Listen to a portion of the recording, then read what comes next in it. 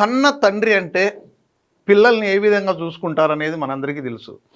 కన్న తండ్రే కసాయిగా మారితే ఏ విధంగా ఉంటుందనేది మన అనంతపురంలో 5వ రోడ్డులో ఒక సంఘటన జరిగింది. నిజంగా చాలా హృదయ విదారక సంఘటన. దాన్ని చూస్తే వాళ్ళు నా దగ్గరకు వచ్చినప్పుడు చాలా బాధ అనిపించింది. ఈ ఫోటోలో చూస్తున్నాం కదా, ఈయన కరెంట్ ఆఫీస్లో ఉద్యోగం చేస్తాడు. అదే ఆఫీసులో పనిచేస్తున్న తోటి ఉద్యోగినితో అక్రమ సంబంధం పెట్టుకొని అది కాస్త పోలీస్ స్టేషన్కి వచ్చి, గతంలో పోలీస్ స్టేషన్లో ఆమెనే స్వయంగా రాయిచ్చింది, ఇక మీదట అతనికి నాకు ఎలాంటి సంబంధం లేదు అని ఆఫీసులో కూడా ఆఫీస్ విషయాలు తప్ప వేరే విషయాలు అతని దగ్గర ప్రస్తావించును అని, ఒకవేళ ఇక మీదట ఇంకా వేరే వారితో నాపైన ఏదైనా అతనితో కానీ అతని కుటుంబ సభ్యుల నుండి కానీ అతని భార్య నుండి కానీ ఏదైనా ఆరోపణ వచ్చినా నాపైన చట్టపరమైన చర్యలు తీసుకోమని అందరికీ తెలియజేస్తున్నామని చెప్పి సాక్షుల సంతకం వేసి ఆమె సంతకం పెట్టింది. అయినప్పటికీ కూడా ఈ గొడవ ఆగట్లేదు. అక్రమ సంబంధం వేరే ఆమెతో ఉంటే ఉన్నియండి, అది కాస్త భార్యను హింసించి ఆల్రెడీ మన రీసెంట్గానే ఈతకి వెళ్ళి ఈయన చిన్న కొడుకు చేతికి ఎడిగిన కొడుకు ఈతకెళ్ళి నారాయణపురం చెక్ డ్యాంలో చనిపోయినాడే ఒక అబ్బాయి. ఆ న్యూస్ కూడా మనం చూసాం. చెక్ డ్యాంలో ఈయన కొడుకే చిన్న కొడుకు. ఆ అబ్బాయి చనిపోయి ఉన్నది ఒక అబ్బాయి ఉన్నాడు. ఆ అబ్బాయిని కూడా కొడుకని చూడకుండా ఇష్టం వచ్చినట్లు భార్యను కొడుకును కొట్టి హింసించి, అది కొట్టినేడు కూడా చూడండి గాయాలు ఇవన్నీ. ఆ అబ్బాయి హాస్పిటల్లో ఉన్నాడు. ఇక్కడ చూస్తున్నాం కదా, ఒకసారి జూమ్ చేసి చూస్తా. ఇష్టం వచ్చినట్లు వాళ్ళ బంధువులందరూ వచ్చి కొట్టి ఇంట్లో నుంచి తరిమేసే పరిస్థితికి వచ్చింది. వాళ్ళ బాధ ఒకసారి విందాం. ఈ అబ్బాయి లాస్ట్కు ఆల్మోస్ట్ కోమా దశలోకి వెళ్ళిపోయినాడు. 10 మంది కలిసి కొడితే ఎట్టుంటుంది పరిస్థితి. గొడవ అయింది. కొట్టుకున్న తర్వాత పక్కింటోళ్ళు వాళ్ళు వీళ్ళు చంపేస్తారు ఆ అబ్బాయినని ఫోన్ చేస్తే పోలీసులు వచ్చారు. ఈ విజువల్స్లో చూడొచ్చు. పోలీసులు కూడా వచ్చి తీసుకెళ్లారు. తర్వాత అయితే మరి ఇంట్రాగేషన్ జరుగుతుంది. వీళ్ళు కూడా కంప్లైంట్ ఇచ్చారు మహిళా పోలీస్ స్టేషన్లో. మరి అది ఏం జరుగుతుందనేది చూడాలా. ఇక్కడ పక్కింటి వాళ్ళందరూ కూడా చూసి చెలించి ఎక్కడ చంపేస్తారో అని పోలీసులకు ఫోన్ చేస్తే పోలీసులు వచ్చారు. వీళ్ళు కూడా పక్కింటి వాళ్ళు కూడా చెప్తున్నారు, పాపం ఇంత గొడవ జరిగింది. ఇవన్నీ కూడా విజువల్స్. ఆ తర్వాత ఆమె మన మీడియాతో చెప్పింది ఆమె బాధ అంతా ఏం జరిగింది ఏమనేది కూడా ఆమె మాటల్లో కూడా మనం విందాం. ఇది పరిస్థితి. ఈమెనే చూడండి ఎంత దారుణంగా ప్రవర్తిస్తున్నారో. కనీసం నువ్వు రాకుంటే మానలే, నాకు మెయింటెనెన్స్ అన్న ఇవ్వండి, ఖర్చులకి ఏమన్నా కూడా కర్కశంగా మారి నేను ₹1 ఇచ్చలేదు, మీ ఇష్టం వచ్చింది చేసుకోపో అంటున్నాడు. ఆయన మరి ప్రభుత్వ ఉద్యోగి. మరి వాళ్ళు ఎలా తినాలి, ఎలా బతకాలి?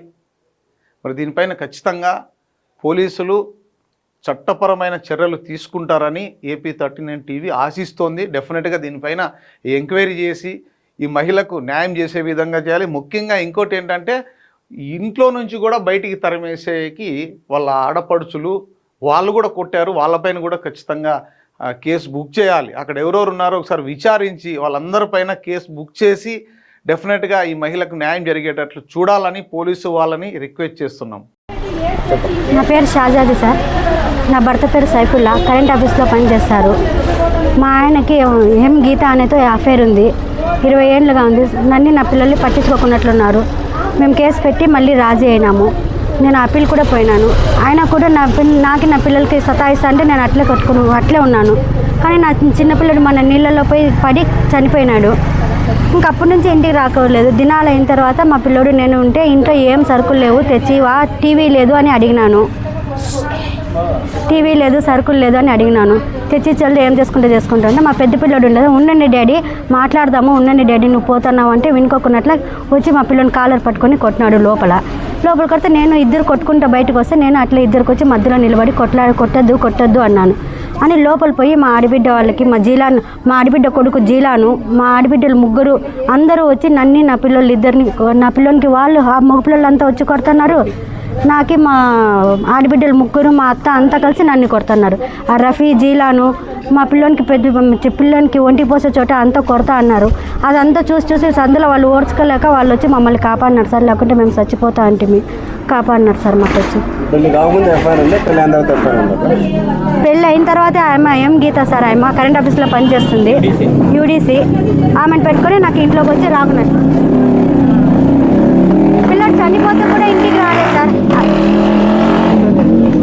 చనిపోతే కూడా ఇంటికి రాలేదు సార్, అయినా కూడా నేను అట్లే ఉన్నాను, అట్లే సతాయిస్తాను ఉన్నారు. ఇప్పుడు నేను పోలీస్ స్టేషన్ పోతే నా కేసే తీసుకోవటం లేదు సార్, అతను డబ్బు తీర్చి వాళ్ళ కేసు పెట్టినట్లు సతాయిస్తున్నారు సార్. అందుకే నేను మీడియా సహాయంతో మీరు నాకు సహాయం చేస్తారని.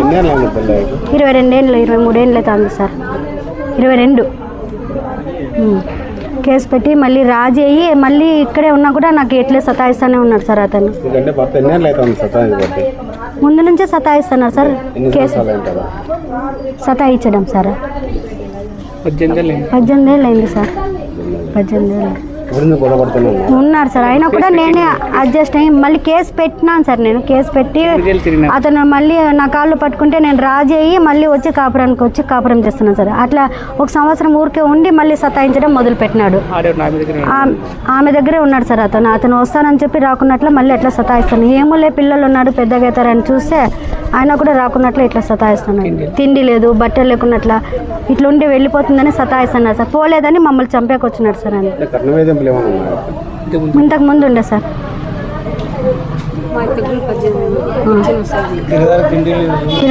తిండి లేకున్నట్ల, అన్నిటికీ ఫీజు కట్టుకోకున్నట్లు, తిండి లేకున్నట్ల, ఇంట్లో టీవీ కూడా లేదు సార్. అట్లా ఇంట్లో పెట్టి సతాయిస్తున్నారు సార్. అందుకే సార్ ఇంక ఇప్పుడు ఏమోలే అని ఉన్నా కూడా మమ్మల్ని ఇంట్లో నుంచి వెళ్ళిపోలేదని ఇట్లా చేస్తున్నారు సార్. కేసు కూడా కట్టలేదు సార్. ఎస్పీ సారు కేసు, నేను ఎస్పీ సార్ దగ్గర న్యాయం చేయండి సార్. పోయినా పోలీస్ స్టేషన్ పోయినా కూడా నాకు కేసు కట్టడం లేదు సార్. అందుకే నాకు న్యాయం చేయండి సార్. నా పేరు శర్మ శరీష్. మా నాన్న పేరు జే సైఫుల్లా. మా నాన్న మొన్న వచ్చి అసలు మా నాన్న ఇంటికి రాడన్న. మొన్న వచ్చి మా తమ్ముడు చనిపోయిన 40 రోజుల తర్వాత నెక్స్ట్ రోజు వచ్చి ఒక 7 days తర్వాత వచ్చి మళ్ళీ సరుకులు తేలని చెప్పి అడిగింటే ఇంట్లో కొట్టినాడన్న. కొట్టింటే వాటికి ఇంట్లోంచి బయటికి దబ్బినారు. మళ్ళీ బయటకు వచ్చి మళ్ళీ కొట్టింటే సందులాలు వచ్చి మాట్లాడినారన్న. సందులాలు వచ్చినా వినడం లేదని చెప్పి వాళ్ళ బంధువులు, మా అత్తలు ముగ్గురు అత్తలు, మా 2వ అత్త కొడుకు జిలాన్ వచ్చి వాళ్ళ ఫ్రెండ్స్ పిలిచి వచ్చినారన్న. ఓల్డోన్ నుంచి వచ్చి మా మామ రఫీ, మా అత్త వాళ్ళ మొగుడు, చిన్నత్త మొగుడు వచ్చి వాళ్ళు జిలాన్ అని వచ్చి వాళ్ళ ఫ్రెండ్స్ వచ్చి కొట్టినారన్న. మా నాన్నగాని కొడుతున్నారు. వచ్చి సందులో వాళ్ళు కాపాడినారు. ఆ రోజు కాపాడి వెంటే ఖచ్చితంగా ఏదైనా జరుగుతానన్నా చాలా సీరియస్గా అయితేనే చనిపోతండి ఉన్నా ఖచ్చితంగా ఏదో ఒకటి. సందులో వాళ్ళు కాపాడినారు కాబట్టి ఆ రోజు బతికినామన్నా ఏంటి లేదు. ఇప్పుడు కానీ అసలు కేసు తీసుకోవడంలో ఎక్కడ పోయినా కానీ మా నాన్న ఎక్కడ చూసినా డబ్బుతో అందరినీ కొంటానన్న. అసలు మా అన్న వేరే అమ్మతో అఫేర్ ఉంది. నా ముందుగానే జరిగింది కానీ ఇప్పుడు వాటికి లేని ఉన్నాము. జస్ట్ కాలేజ్ ఫీజు ఒక్కటే డబ్బులు కట్టినారు, మిగతా ఏం లేదు. సరుకులు కానీ ఏం తేడంలే. వాటికి మా అమ్మమ్మ వాళ్ళే తెచ్చిచ్చినారు. ఎంత చెప్పినా వినడం లేదు. లాస్ట్కి ఏదో అసలు రావడమే లేదన్న. అసలు ఒక 3 months వన్స్ 6 months ఒకసారి వస్తాడన్న అంతే. ఇంకా అది కానీ వచ్చేది ఇంకా కష్టం అయిపోయింది. అడిగి ఏం రా అని పిలిచడం లేదన్న. మేమేమి మాకు ఒక తినడానికి ఏదైనా ఇస్తే అయిపోతుంది అన్న.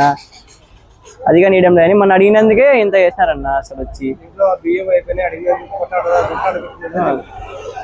మొన్న బియ్యం అడిగినందుకు తినడానికి అడిగినందుకే కొట్టాడన్న. అసలు చాలా హరాస్ చేస్తున్నాడు. 11వ తారీఖు సాయంత్రము షాజాది వాళ్ళ ఇంట్లో గొడవ జరుగుతుంది. గొడవ జరగకుండా వాళ్ళు పడుతున్నారు హస్బెండ్ అండ్. ఆ గొడవ పెద్దగా అయ్యి బయటకు వచ్చినారు. ఇద్దరు గొడవ పడుకు ఆ పిల్లోని అక్కని కొడుతున్నారు. ఆడబిడ్డలు అందరు ఆడబిడ్డ కొడుకులు అందరూ వచ్చి ఆ అక్కల్ని ఇద్దరిని కొడుకుని తల్లిని కొడుతున్నారు. వాళ్ళు అప్పటికైనా మేము అప్పుడు బయట రాకుంటే వాళ్ళు బాబుని చంపేసేవాళ్ళు. వాళ్ళకి ఏదైనా న్యాయం చేయండి. వాళ్ళ పర్సనల్ విషయాలు ఏమన్నా మాకైతే సంబంధం లేదు. బయటకు వచ్చి కొట్లాడడం వల్ల పిల్లోని ఆ పాపని కొడతా అంటేనే మేము సందులో వాళ్ళందరూ పోయినాము. వాళ్ళ పర్సనల్ వ్యవసాయాలు సంబంధమే లేదు. బయటకు వచ్చి వాళ్ళ ఆడబిడ్డలు, తండ్రి అందరూ కొడుతున్నారు. వాళ్ళ అత్త అందరూ కొడుతున్నారు కాబట్టి మేమందరూ బయటకు వచ్చి అందరూ కాపాడినాం. మా సందులో వాళ్ళందరూ లేకుంటే ఉండేడు ఆ పిల్లోడు. మొన్నే ఒక పిల్లోడు కాలులో పడి చనిపోయినాడు. వాళ్ళు ఇది చేసినారు, తిట్టినారు, బాగా కూడా. అందుకే మేము పోయినాం సందులో వాళ్ళు. అయితే మేము పోయే వాళ్ళేమో కాదు. వాళ్ళ ఆడబిడ్డ కొడుకులు ఆయనకు వచ్చి బయట కొడతా అంటే మేము అడ్డం పోయినాము. ఏమంటే మొన్ననే ఒక కొడుకు చచ్చిపోయినాడు, నీళ్ళలో పడి చచ్చిపోయినాడు. మళ్ళా ఇంకో కొడుక్కి చంపేస్తారని తండ్రి కొడతా అంటే మేము అడ్డం పోయినాము. అడ్డం పోతానే ఆయనకు ఆడబిడ్డలందరూ పట్టుకొని కలపడి కొడుతున్నారు. కలపడి కొడతా అంటే మేము అడ్డం పోయినాం. అంతవరకు ఏమంటే ఆయనకి ఇంత ఎప్పుడైనా కూడా బయట వచ్చింది కాదు. ఆయక్క ఆ పద్దు ఒక్కనాడు వచ్చింది బయట, అంతవరకే. మళ్ళీ ఇంట్లో ఏం జరిగిందో ఏం లేదో మాకేం తెలియదనా. ఏమంటే ఒక కొడుకు పోయిందని మేము అడ్డం పోయినాము. ఆ అమ్మకి ఆడబిడ్డ కొడుకులు అందరూ కొడతా అంటే మేము అడ్డం పోయినాము. అడ్డం పోతే మేము ఆడికి ఇడిపించిపోయినాము. ఇడిపించిపోయి మళ్ళీ ఏం జరిగిందో మాకు తెలియదు, అంతవరకు తెలుస్తాను. అవసరం లేదులేండి. సాయంత్రం 3 గంటలప్పుడు ఏమో స్టార్ట్ అయింది. అది ఇంటి దగ్గర ఫస్ట్ స్టార్ట్ అయిండేది. వాళ్ళ మెడికల్ దగ్గర నుంచి దిగి వచ్చినారు కిందికి, అంతే. అంగిలు పట్టుకొని దిగినారు. ఎవరెవరు కొట్టుకున్నారో మేము చూడలేదు.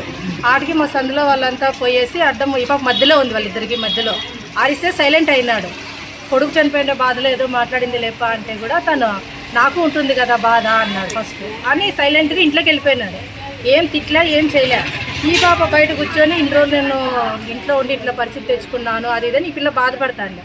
సడన్గా అంత బండ్లలో వచ్చినారు. ఫస్ట్ మగపిల్లలు వచ్చినారు. ఎవరో వీళ్ళ మేనల్లుడంట. అతను ఫుల్ తాగినాడు. అతనే ఫస్ట్ ఇంట్లోకి పోవడము, కట్టి తీసుకురావడము అంతా రగడ చేసింది ఆ పిల్లోడు ఎక్కువ. పేరు తెలియదు మనకి, వాళ్ళ మేనల్లుడంట. మళ్ళీ వాళ్ళ ఆడబిడ్డలంతా బైకుల్లో వచ్చినారు. అంతా 40 మంది దాకా అట్లా వచ్చింటారు. సందంతా నిండిపోయినారు. వాళ్ళ కొట్లాట్లు ఎప్పుడు ఉండేటివే. 15 ఏళ్ళ నుంచి చూస్తున్నాం. వాడు ఎప్పుడు ఇట్లా కొట్లాడతాడు. కేసు మాత్రం పెట్టనీడు, వాళ్ళకి డబ్బులు ఇయ్యడు. వాళ్ళ పర్సనల్, అది మాకు సంబంధం లేదనుకో. కానీ ఆ పిల్లని అందరూ కలిసి కొడతా అంటేనే అందరూ అడ్డుపడినాం. అడ్డుపడిన దానికి వాళ్ళ అత్త కూడా తిట్టింది. అందరినీ లంజలోకలనే తిట్టిందిలే. మీరు ఎందుకు వస్తారు అట్లా ఇట్లా అని మాట్లాడింది చాలా. మాకు సంసారంతో పని లేదనా, ఆ పిల్లోని కొడుతున్నారని అందరూ వచ్చినాం అంతే. ఇద్దరిని కొట్టినారు వాళ్ళిద్దరూ. వాళ్ళు 40 మంది అంతమంది చుట్టుకున్నారు కాబట్టి ఆ సందులో వాళ్ళు వచ్చినాం, లేకుంటే ఎవరు రాము. బయట గలాడ జరుగుతా అంటే వచ్చినాము. ఆడ అమ్మాయి నేను ఆ అబ్బాయిని ఇద్దరు వాళ్ళ ఆడబిడ్డలు వాళ్ళ అత్తళ్ళు అంతా వచ్చి కొడతా అన్నారు.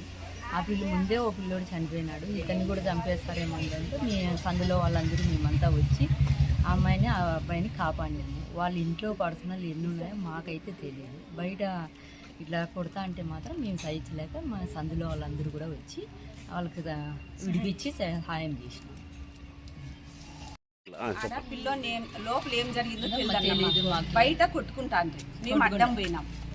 మీకు సంబంధం లేదు, మా సంసారాలు దండిగా ఉంటాయి అని చెప్తున్నాడు అప్ప. పిల్లోనేమో వాన్ చేస్తున్నారు. మళ్ళీ అందరూ 20 మంది పైన వచ్చి కొట్టినారు. ఇంకా ముందు పిల్లోని పోగొట్టుకుంది కదా, మళ్ళీ ఆ పిల్లోని పోగొట్టుకుంటుందో ఏమో అని మేమంతా అడ్డం పోయి విడిపించాం. అందరూ కలిపి మేము సందులో వాళ్ళందరూ విడిపించినాము. అంతే, మేమంతా పోయి విడిపించినాము. వాళ్ళకి ఏదో న్యాయం చేయండి తెలుసుకోండి అని చెప్తాను. ఆయనకు కూడా ఎవరు ఇప్పుడు అనాథ అయినట్లు అయిపోతుంది. ఆ పిల్లల్ని వేసుకొని వాళ్ళ దిక్కుదాయిలేని వాళ్ళు అక్కట్లు ఉన్నారు. ఇప్పుడు ఇంట్లో తింటుందో ఉంటుందో పస్తుంటుందో బయటకంటూ రాదు. మేము 6 సంవత్సరాలు అయింది, ఒక్కరోజు మాట్లాడింది కూడా లేదు వీళ్ళతో. ఎందుకంటే రాదు, మనం ఏం చెప్పాలా. అది మేము చూసినంత వరకు మాకు ఏమున్నాయి మాకు ఇంట్లో అయితే తెలియదు. బయట వాళ్ళకి ఏదో న్యాయం చేయండి, ఆ పిల్లోని కొడతా అన్నారు, ఆమెకి అన్నం పెట్టలేదు అంటున్నారు. అది ఒకటి న్యాయం చేయండి అంతే.